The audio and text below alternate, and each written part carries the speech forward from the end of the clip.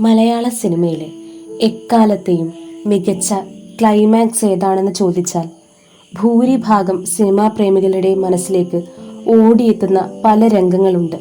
പല സിനിമകളുടെ അതിലെ ഒരു രംഗം, കണ്ണുകളിൽ നിറഞ്ഞൊഴുകുന്ന കണ്ണീര് മറയ്ക്കാൻ ഒരു കള്ളച്ചിരി ചിരിച്ച് പിറക്കുന്ന കൈകളോടെ ആനി മോനെ സ്നേഹിക്കുന്നത് പോലെ മാഗിക്ക് എന്നെ സ്നേഹിക്കാമോ എന്ന് ചോദിക്കുന്ന രാജീവ് മേനോൻ.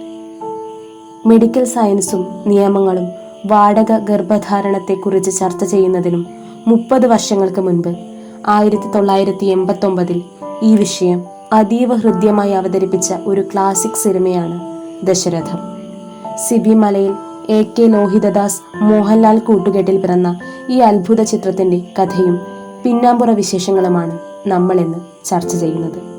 കഥാനായകനായ രാജീവ് മേനോൻ എന്ന മോഹൻലാൽ കഥാപാത്രം അതിസമ്പന്നനാണ്. പക്ഷേ ചെറുപ്പത്തിലെ അമ്മ ഉപേക്ഷിച്ചു പോയതുകൊണ്ട് സ്നേഹം എന്തെന്നോ കുടുംബ ബന്ധങ്ങൾ എന്തെന്നോ അറിയാതെ മദ്യത്തിൽ അഭയം കണ്ടെത്തിയ ഒരു അനാഥൻ. വിചിത്രമായ സ്വഭാവമുള്ള രാജീവിന്റെ ജീവിതത്തിലേക്ക് സുഹൃത്തായ സ്കർഗിയയുടെ കുട്ടികൾ കുറച്ചു ദിവസത്തേക്ക് അതിഥികളായി വരുന്നു. ആ കുട്ടികളുടെ സാമീപ്യം രാജീവിന്റെ മനസ്സിലെ ഒഴിഞ്ഞ കോണുകളിലേക്ക് വെളിച്ചം വീശുന്നു. അവർ തിരികെ പോയതോടെ തനിക്കും സ്നേഹിക്കാൻ ഒരു കുഞ്ഞു വേണമെന്ന ആഗ്രഹം രാജീവിന് തോന്നുന്നു. എന്നാൽ അവിവാഹിതനായ കള്ളുകുടിയനായ രാജീവിന് ഒരു കുഞ്ഞിനെ ദത്തെടുക്കാൻ നിയമം അനുവദിക്കുന്നില്ല. ഈ പ്രതിസന്ധിയിലാണ് സുഹൃത്തായ ഡോക്ടർ ഹമീദ് കൃത്രിമ ബീജസങ്കലനത്തിലൂടെ ഒരു വാടക ഗർഭധാരണം നടത്താം എന്ന വഴി നിർദ്ദേശിക്കുന്നത്. അങ്ങനെ പണത്തിന് ബുദ്ധിമുട്ടുന്ന ചന്ദ്രദാസിന്റെ ഭാര്യയായ ആനി പണത്തിനു വേണ്ടി രാജീവിന്റെ കുഞ്ഞിനെ ഗർഭം ധരിക്കാൻ സമ്മതിക്കുന്നു. ഗർഭകാലത്ത് ആനിക്ക് എല്ലാ രാജകീയ സൗകര്യങ്ങളും രാജീവ് ഒരുക്കുന്നു. കുഞ്ഞ് ജനിക്കുന്നതോടെ തന്റെ അനാഥത്വം മാറുമെന്ന പ്രതീക്ഷയിൽ രാജീവ് ദിവസങ്ങൾ എണ്ണി കാത്തിരിക്കുന്നു. എന്നാൽ ഒടുവിൽ കുഞ്ഞ് ജനിക്കുന്നതോടെ കഥ മാറുന്നു. സ്വന്തം ചോരയിൽ ജനിച്ച കുഞ്ഞിനെ കൈവിടാൻ അമ്മയായ ആനയുടെ മനസ്സ് അനുവദിക്കുന്നില്ല. ചന്ദ്രദാസും ആനയും കുഞ്ഞുമായി അകലുമ്പോൾ നിയമപരമായി ഒന്നും ചെയ്യാൻ കഴിയാതെ രാജീവ് വീണ്ടും ഒറ്റപ്പെടുന്നു.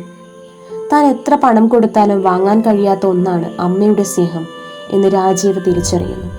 ഒടുവിൽ തന്റെ വീട്ടുജോലിക്കാരിയായ മാഗി അമ്മയോട് വിതുമ്പിക്കൊണ്ട് തന്നെയും സ്നേഹിക്കാമോ എന്ന് ചോദിക്കുന്നിടത്ത് സിനിമ അവസാനിക്കുന്നു. ഈ സിനിമയുടെ സംവിധാനം സിബി മലയിലാണ്. തിരക്കഥ AK ലോഹിതദാസ്.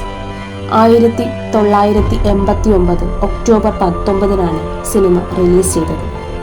സംഗീതം ജോൺസൺ മാസ്റ്റർ. ഛായാഗ്രഹണം വേണു. പ്രധാന അഭിനേതാക്കൾ മോഹൻലാൽ, രേഖ, മുരളി, നെടുമുടി വേണു, സുകുമാരൻ, സുകുമാരി. കാലത്തിനു മുന്നേ സഞ്ചരിച്ച സിനിമയാണ് ദശരഥം. ഇന്ത്യയിൽ തന്നെ വാടക ഗർഭധാരണത്തെക്കുറിച്ച് ഇത്രയും ആഴത്തിൽ സംസാരിച്ച ആദ്യ സിനിമകളിൽ ഒന്നാണിത്. മലയാള ചലച്ചിത്ര ചരിത്രത്തിൽ 35mm സിനിമാസ്കോപ്പ് ഫോർമാറ്റിൽ പുറത്തിറങ്ങിയ ആദ്യ ചിത്രങ്ങളിൽ ഒന്നാണിത്.